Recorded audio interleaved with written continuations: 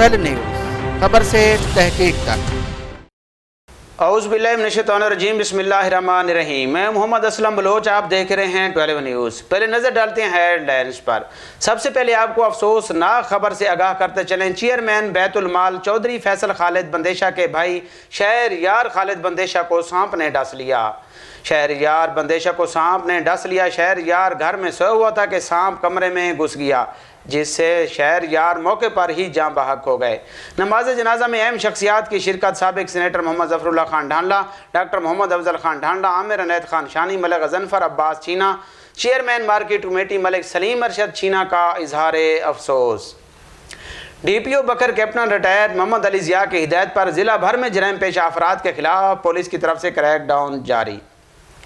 S H O تھانہ صدر ملک اختر بگا اوان نے کارروائی کرتے ہوئے شراب کی چالو بٹھی سمیت 2 ملزمان کو دھر لیا۔ بھاری مقدار میں منشیات اور شراب برآمد۔ ملزمان کے خلاف تھانہ صدر بکر میں الگ الگ مقدمات کا اندراج بھی کر لیا گیا۔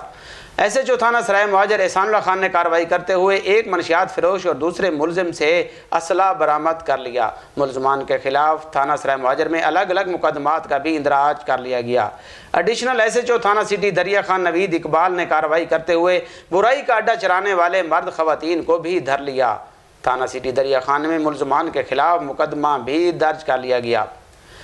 سلطان والا کی بلوچ برادری کی نیوانی گروپ میں شمولیت۔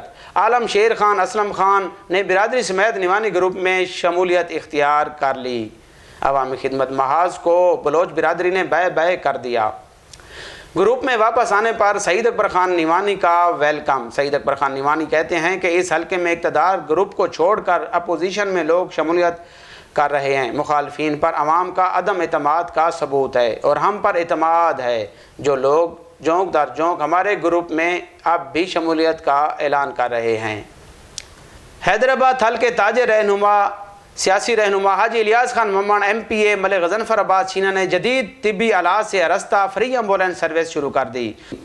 عوام نے الیاس خان ممن اور ملک غضنفر عباس چینا کے اس اقدام کو بھی سراہا ہے۔ حیدرآباد تھل میں دن دہاڑے ڈکیتی۔ نامعلوم موٹر سائیکل سوار ڈاکو نے کریانے کے تاجر سے 3,50,000 نقدی چھین لی۔ پولیس نے نامعلوم ملزمان کے خلاف مقدمہ درج کر کے ملزمان کی تلاش شروع کر دی۔ بکر شہزاد ہوٹل کے قریب موٹر سائیکل سوار کی سانپ پر چڑھانے کی کوشش۔ سانپ موٹر سائیکل پر چڑھ دوڑا۔ موٹر سائیکل سوار نے موٹر سائیکل پھینک کر جان بچائی۔ ریسکیو 1122 نے موٹر سائیکل کو مالک کے حوالے کر دیا اور سانپ کو مار دیا۔ گدے نے کیا دوڑ لگائی، ٹریفک کی لمبی لمبی قطاریں لگ گئیں۔ کیمرہ مین نے بھی اس مناظر کو اپنے کیمرے میں محفوظ کر لیا۔ اب تک کے لیے اتنا ہی۔ دیکھتے رہیں 12 نیوز۔